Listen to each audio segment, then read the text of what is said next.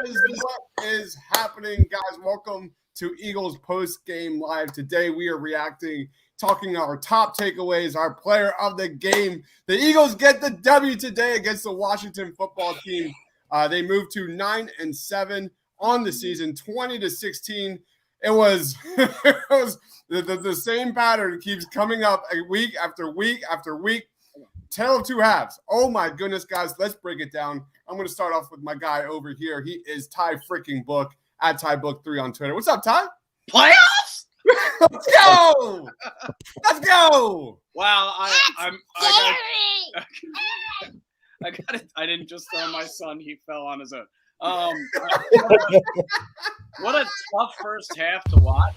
I mean, thought the defense just was really poor in the first half, but they got the W, and we come out and we've got 9 wins.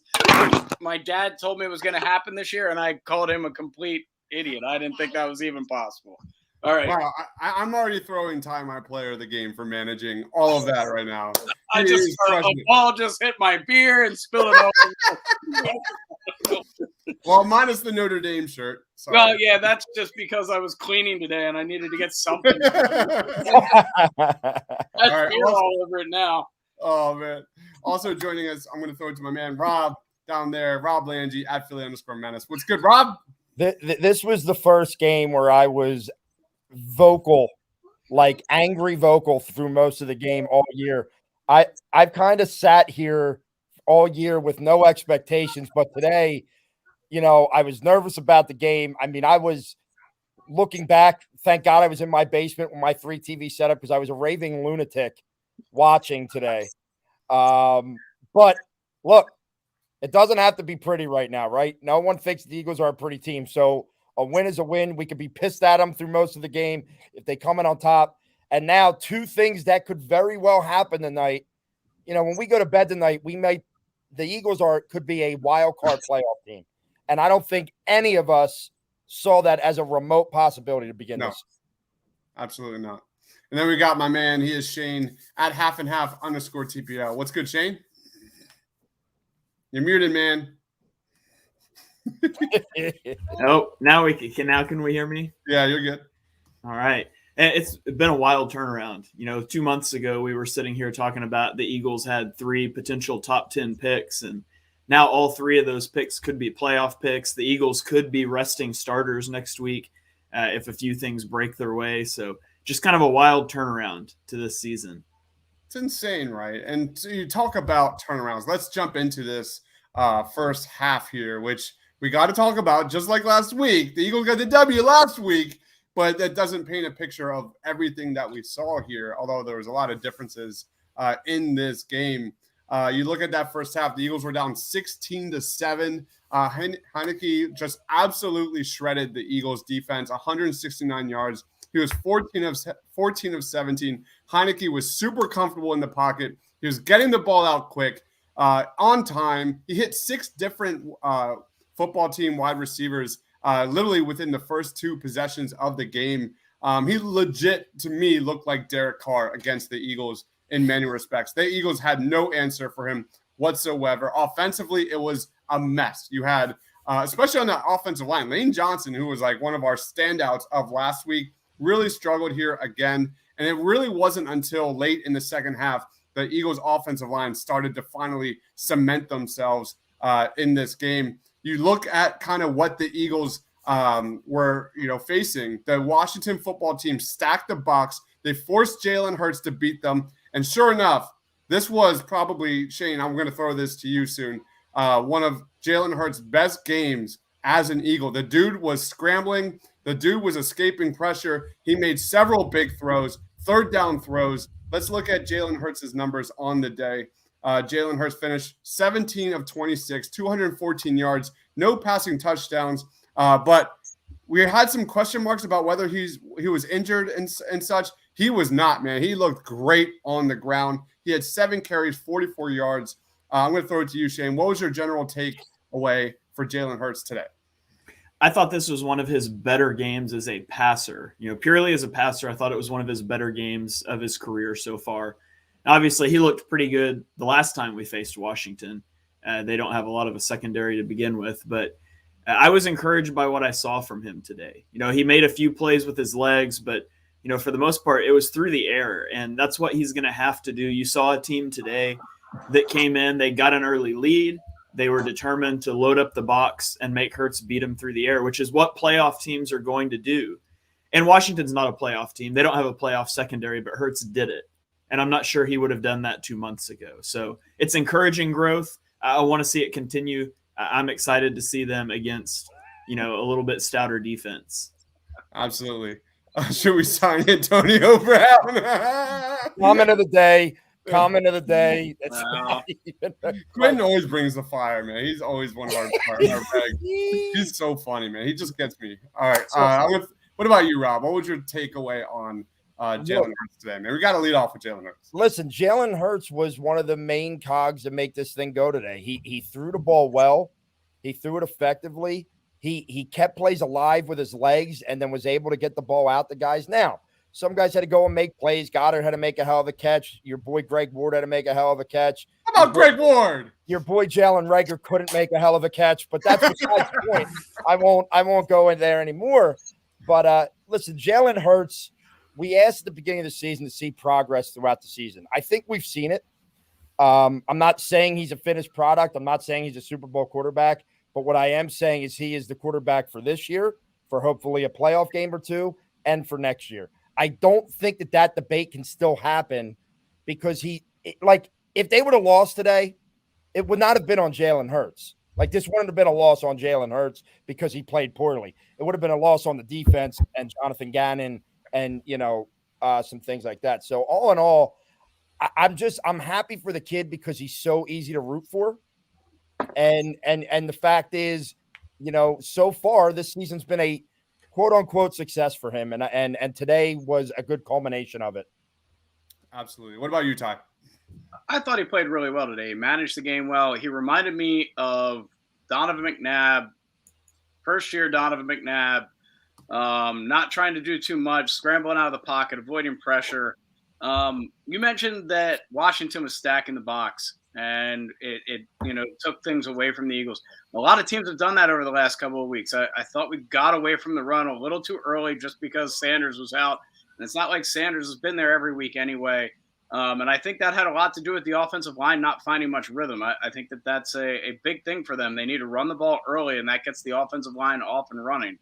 But, yeah, I was happy with Hurts today. I thought he threw the ball really well. I thought he avoided pressure really well and made good decisions, which is something that, is super important for a progressing quarterback. Absolutely.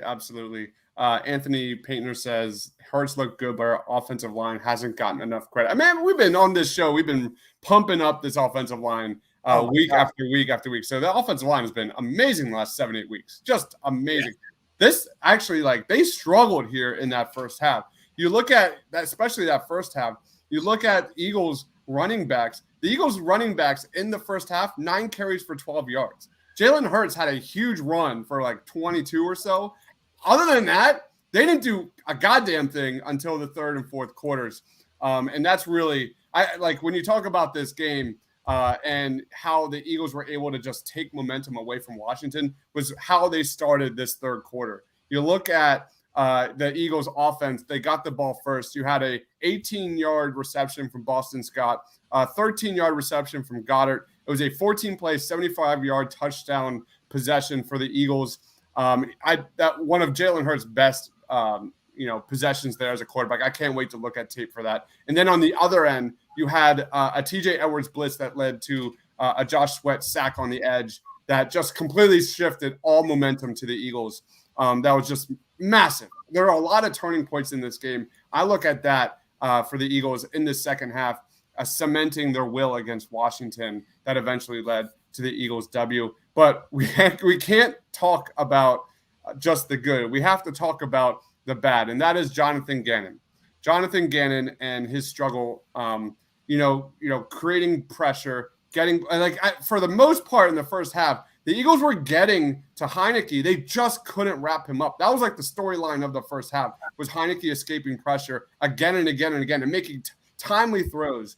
So I'm going to throw it to you, Ty. What was your take on this Eagles defense?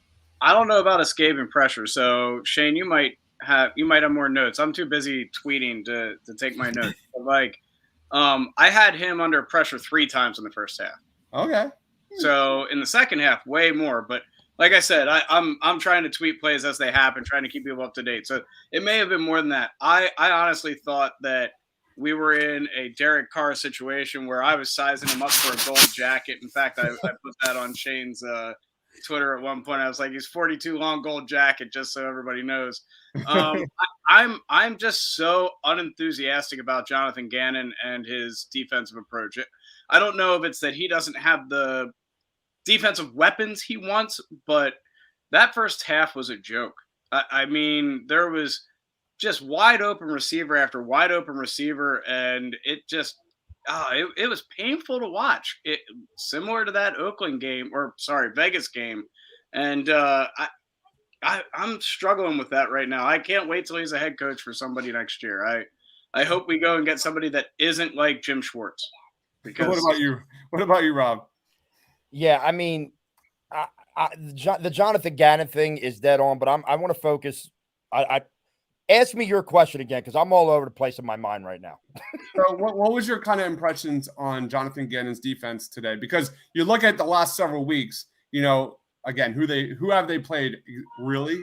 But the numbers are great. Like the numbers across the board are terrific, especially rushing defense, holding teams on third down, and keeping opposing offenses under 300 yards. Today, Taylor Heinicke just carved up this team. Yeah. But they made plays when they had to, especially Avonte Maddox was everywhere today.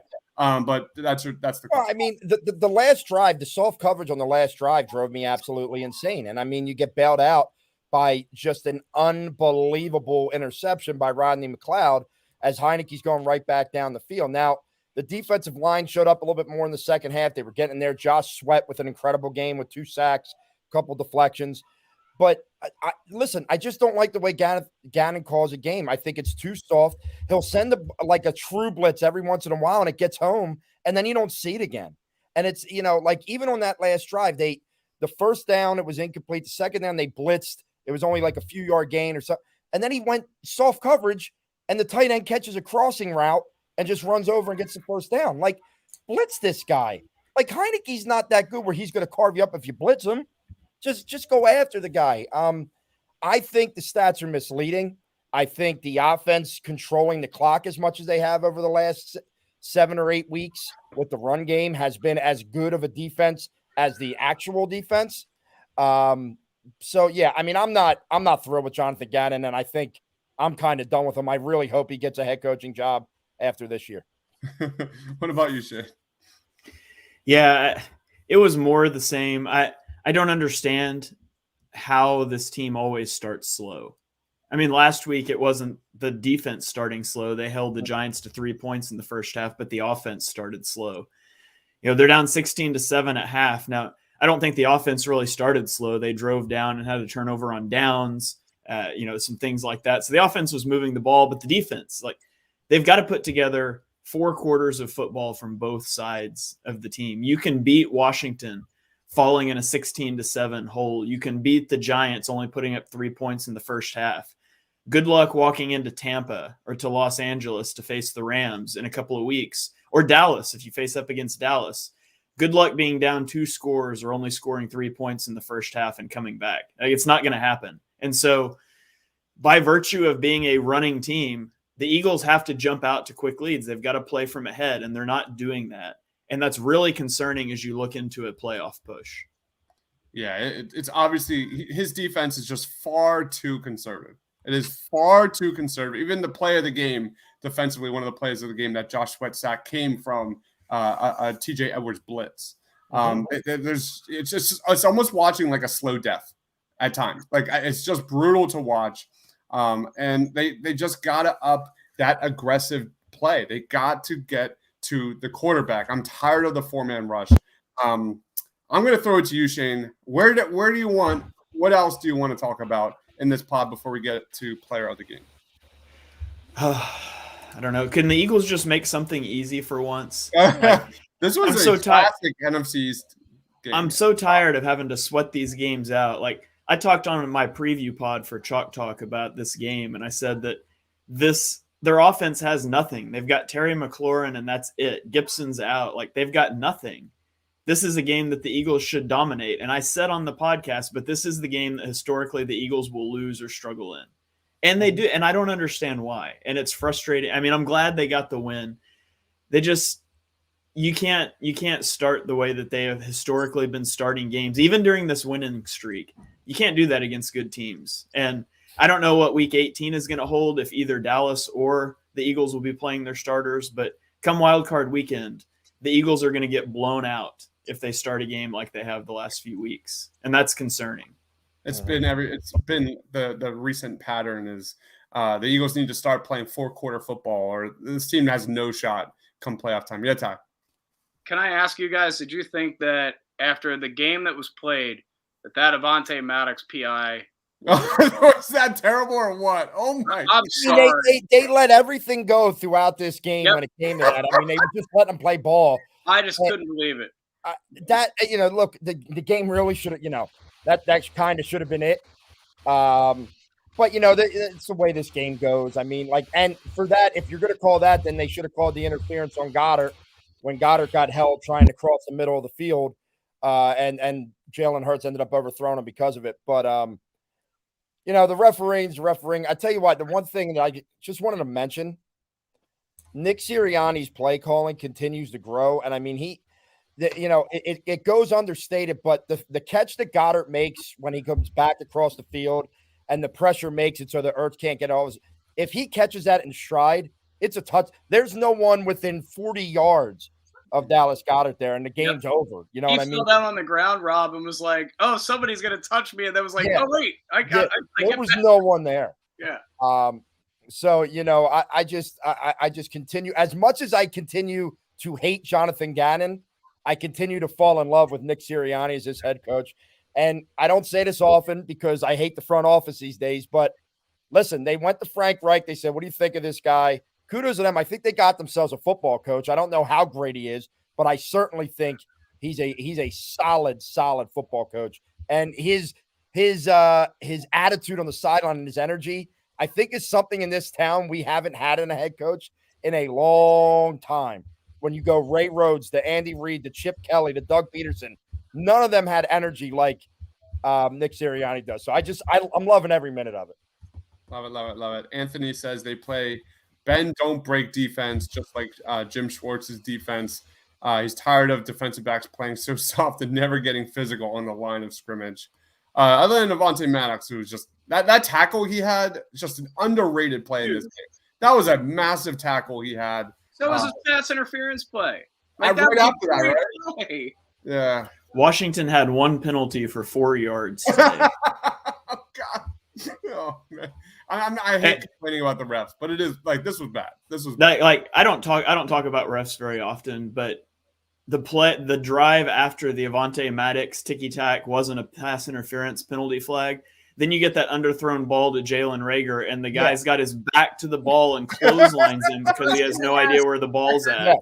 If Aaron Rodgers makes that throw, everybody talks about how you always underthrow that ball so you can draw the PI. But Jalen Hurts makes the throw, and it's like, oh yeah, he just can't get it out there. And I mean, it wasn't a good throw; he was under pressure. But that's irrelevant here. That's absolutely pass interference. Yeah. It was just bad. It was infuriating to watch the officiating today. So bad. Really bad. Let's go into player of the game here. I always go last. Ty, who's your player of the game? I'll take Josh Sweat today. I thought he played really well. Couple of tip passes, had a sack, was in the backfield a lot. I was trying to take Josh Sweat because I think there's a couple other guys out there that can get it. I'm just happy about when he came out of college from Florida State. He was, supposed to be a big time pick, but then got hurt. And he's really, it's taken him a couple of years, but I think he is going to be the player that everybody thought he was going to be. If we could get him maybe a little more help on the other side. Derek Barnett's just such a middle of the road guy. Yeah. I think he's going to be a good player down the road. He's a good player now. I think he can continue to get better. I love that pick, man. If you go back to last week, my review was like, if the Eagles can start getting consistent pass rush from our edge rushers, like the Eagles could have a shot to maybe upset someone in the playoffs. I love seeing Josh Sweat have a great game here today. He had 5 tackles, 1.5 sacks, 1 tackle for loss, and 2 pass deflections, man. Josh Sweat is a great selection. What about you, Rob? I'm going to go with the quarterback. I'm going to go with Jalen Hurts. I'll take him on the board here.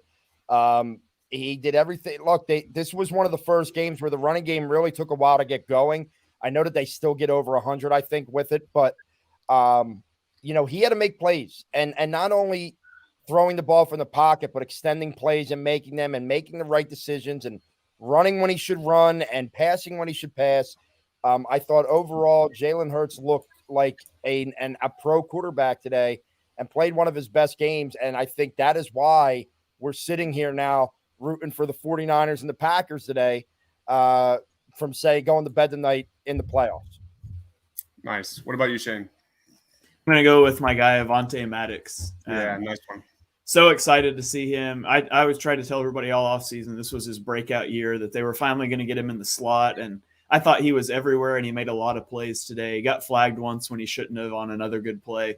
The Eagles still need a CB2 for next year because I don't think you want to put him back outside. But I think he's a top-level slot cornerback in the league right now. Love that choice. I'm going to go off the cusp here. I'm going to go TJ Edwards. TJ Edwards is my selection here. The Eagles are now 7-2 since he became the starting Eagles linebacker now. And I know the competition hasn't been that great. They held the Washington football team to under 100 yards in this game. TJ Edwards, what do you have stat-wise? 13 tackles. 13 tackles for TJ Edwards. He's been a huge reason why this defense has had a major turnaround since like the halfway mark of this season. Oh, we have Quinn Moore saying Boston Scott. We got to give Boston Scott some love here. Yeah. He's had some major plays in this game as a receiver, as a runner. Yeah, Ty. Can we point out the pitch that hurt on the goal line after tripping over Mulata's foot? That was amazing. That's insane. Yeah. Like I'm like, oh God, we're dead. And all of a sudden Scott's got the ball and he's in the end zone. I just thought that was huge. Yeah. I wanted, we're talking about Boston Scott, and I know on the stat sheet it's not going to show up, but I want to talk about the tough guy Jordan Howard is playing with that stinger today. Yeah. You could tell he was banged up, but he had a couple really, really big runs for them in the second half just to start like getting it in the second and short and things of that nature. So kudos to him, man. Stinger's one of those injuries where you could feel great and all it takes is one hit on it and you can't move again. So, he understood how big this game was. I just think he's a consummate professional since he's been in Philadelphia. I agree, Rob. Boston Scott just puts up numbers at the end of the season for sure, man. Boston Scott is awesome. Let's do final team grades and then we'll wrap it up. Shane, we'll go to you. How would you grade today's performance? I'll give it like a B-. This game shouldn't have been as close as it was. The Eagles shouldn't have been down like they were. And so they get the win, and a win is a win is a win. But the way they got there wasn't necessarily confidence inspiring. So I'll give it like a B-. What about you, Rob? I'll give it a B just because where I agree totally with Shane. I would have liked to have seen them dominate more. I know how these NFC East games can go late in the season, goofy things. I don't think it should diminish what they did. And I'm going to give a B because of Jalen Hurts and his play. And let's face it, okay, this game may not have been a lot of action, but we saw a man run off the field naked basically today. and we saw Jamar Chase have 11 catches for 266 yards. What? Oh my God, that's crap. And Miami and Indianapolis lost, meaning those picks move up a little bit.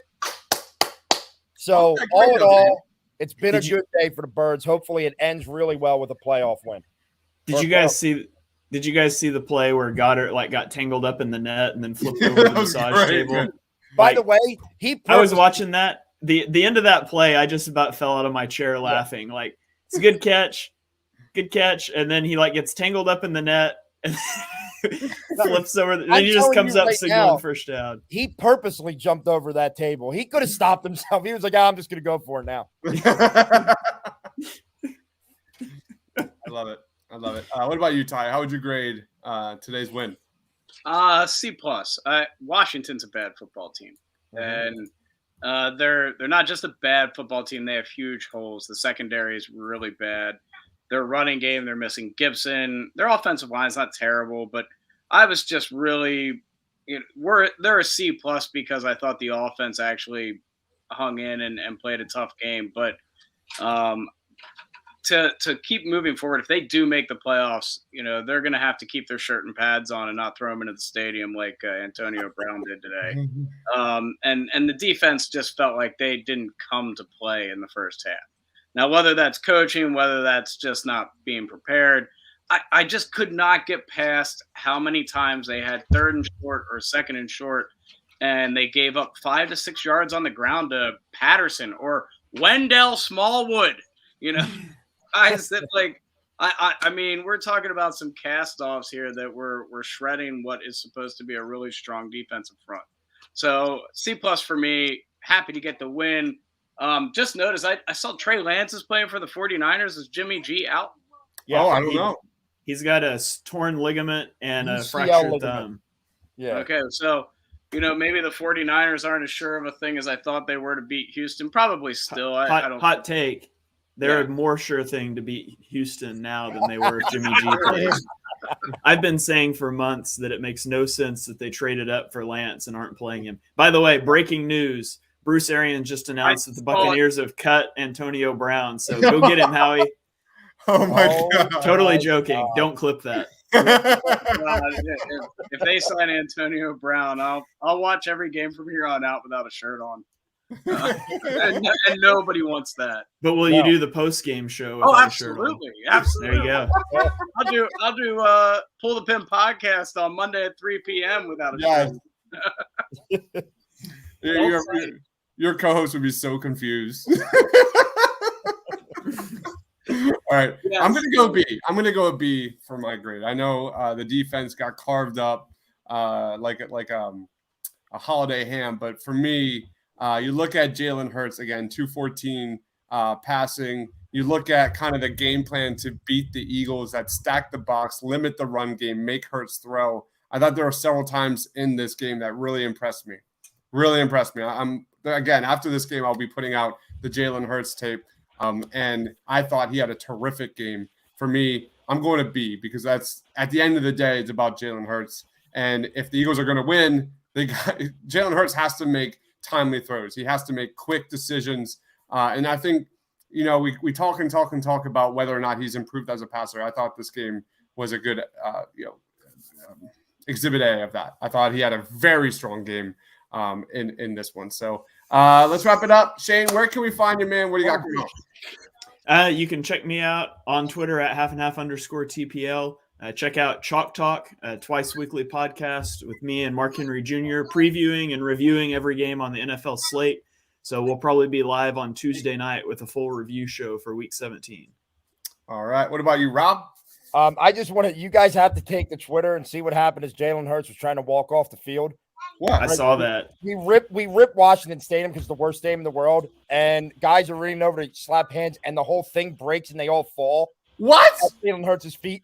And then they all get up and start trying to take pictures and hug him, and like security's trying to pull everybody. Oh my God! Dude, it's incredible. You got to check it out. Mike Garafolo has it up there.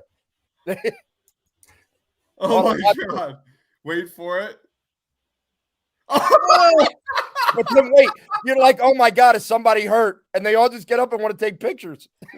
That's unbelievable. All right, that's and Hurts does it. He puts his arms around it. I don't even need to plug myself. That is Philadelphia love right there. And I'm a huge fan. Just keep on moving. All right. What about you, Todd? You can find me at PTP 2021 or at TyBook3 on Twitter. We have our podcast tomorrow at 3:00. Finally getting back to some betting. The Century Tournament of Champions. First real PGA Tour event of 2022. Obviously, New Year was 2 days ago. And we'll get after it with some great picks and locks, and we'll make you some money. So check us out. Awesome stuff. Pull the Pin podcast, Chalk Talk. Don't miss that. I just got done today doing a Cobra Kai season 4 review, guys. It's really good. Yeah, no spoilers here. Yeah, I watched the first 2 episodes last night. I'm in. It's very, very good. Sports wise, of course, we have before sports, I have Book of Boba Fett reviews every Wednesday night. Excited for that. But sports wise, Party on Broad, we've got Kevin Kincaid Tuesday night.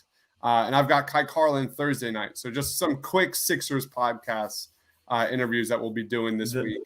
Yeah. The Giants set an NFL record today, by the way, for those of you that are unaware. What? For the least passing yards in a game. They had -10 passing yards today. Oh, my God. I work with a huge Giants fan. I can't. Oh, my God. And that makes me like – Mike Glennon, 4-11 for 24 yards, but he lost 34 yards on sacks. Oh, that makes me a little more concerned about last week. Oh my God! No, we faced Jake Fromm. He's better. Or not. All right, guys. Thank you, everyone, for watching. Smash that subscribe button, turn on notifications, hit the like button if you love the Philadelphia Eagles. We'll be back for these every single post game. So thank you, everyone, for watching. Stay awesome, everyone.